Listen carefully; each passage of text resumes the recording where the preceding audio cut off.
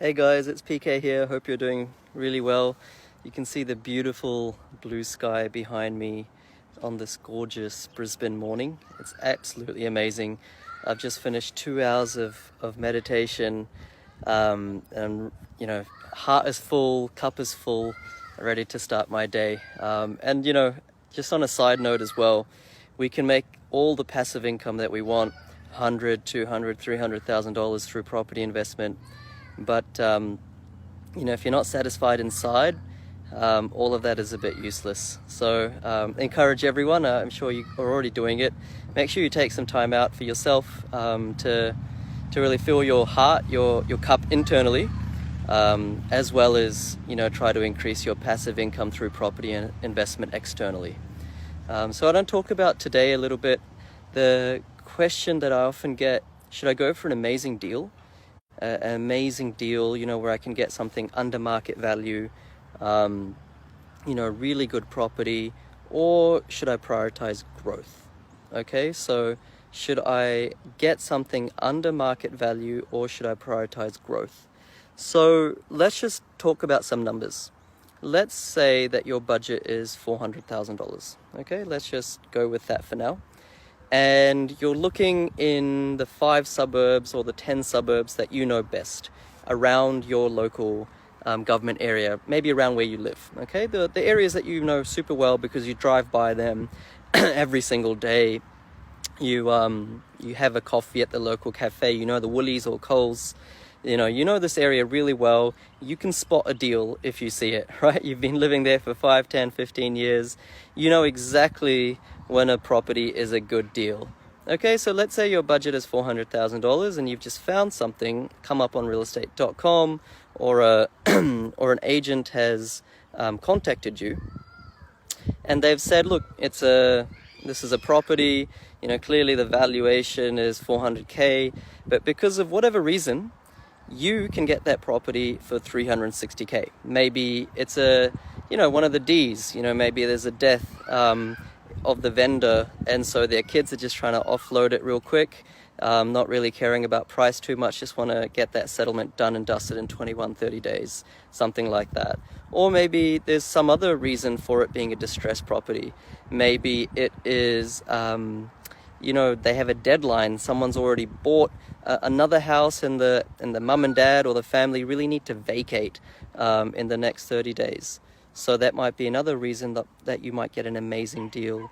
Or there might be, there's different Ds: death, disease, distress, deadline. I'm completely forgetting the others now. But for some reason, you might get an amazing deal, right? Maybe $40,000 under market value. And so I know every day of the week people celebrate these deals. Okay, and it's okay. It's a good deal. You've just made 80% of $40,000 of equity, right? So if the value was really $400,000, but you've got it for 360, then you can take out 80% of that difference, which is good. It's not bad. A really good deal in one sense. But just zoom out a little bit. What if you expanded your horizons a little bit? What if you took a step back and actually considered the growth prospects of the area, of the suburb, of the property that you're interested in? Okay, what if you considered property investing with a long-term mindset, with a long-term view as well as a short-term view? Okay, what you might miss out on is $40,000 of instant value, so to speak.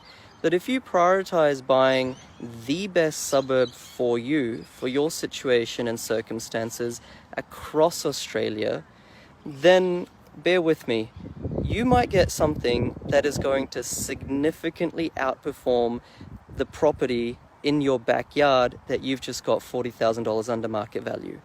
Okay, so short term, you would say, how am I going to leave 40K on the table, PK? Like, that's just stupid. Right, but stick with me here. So let's say you bought in another place. Maybe it's Hobart, maybe it's North Adelaide, maybe it's Southeast Brisbane, maybe it's regional Victoria, regional New South Wales. I'm just making these places up. Maybe you bought somewhere else, right? And because the market there, because the suburb there is actually likely and potentially already growing, you maybe can't get an amazing deal, right? If the market is already showing all these traits of growth, maybe you can't get an amazing deal, so to speak. Maybe you've bought a $400,000 property at $390, okay, or even at $400 at market valuation. But now consider this: what if that $400,000 property in a growth suburb actually grew at 5% per annum, right? Over the long term, over 5-10 years, that property is going to give you hundreds of thousands of more dollars in your pocket. Well, I lie, it's not in your pocket, it's paper money, but hundreds of thousands of dollars of equity more than if you had bought in your own backyard, even though you made $40,000 immediately. Okay, so in my mind, we need to rethink, we need to reimagine this concept of what an amazing deal is.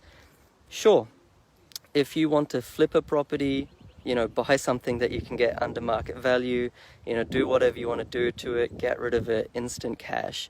But if you genuinely want to make passive income over the long term, and I'm not saying 5 years, that's, it's very hard to make a passive income in property in 5 years if you want to retire.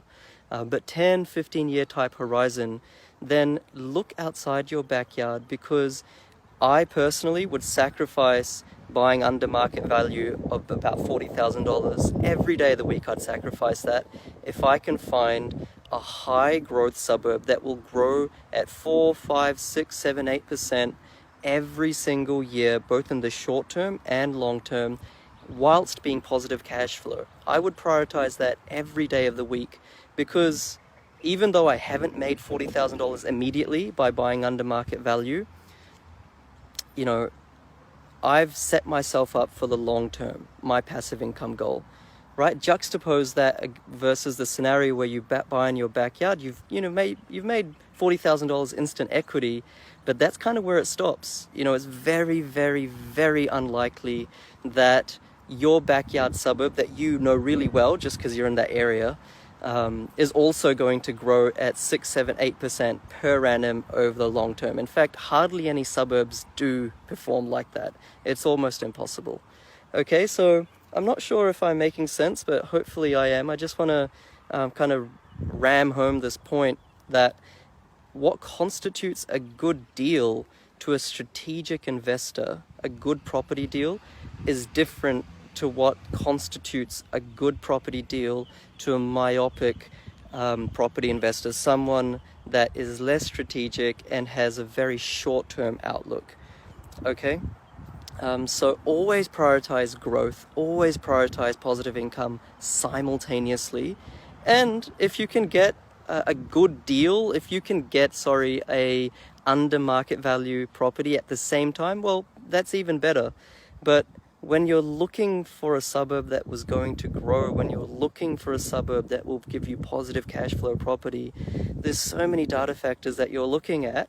One of them is average vendor discounting, right? And average vendor discounting simply means in the suburb, what is the average amount or percentage that a vendor or seller has to discount their property? Okay, and so if that average discount is 10%, some people would think, well, that's fantastic. I'm getting an amazing deal. I can get a 10% discount, instant equity, high fives, lots of likes on Facebook, egometric, all that sort of thing. But if the average vendor discounting in the suburb is 10%, or even if it's 7%, or even if it's 6%, or even if it's 5%, that means that the demand for that suburb is not that crash hot.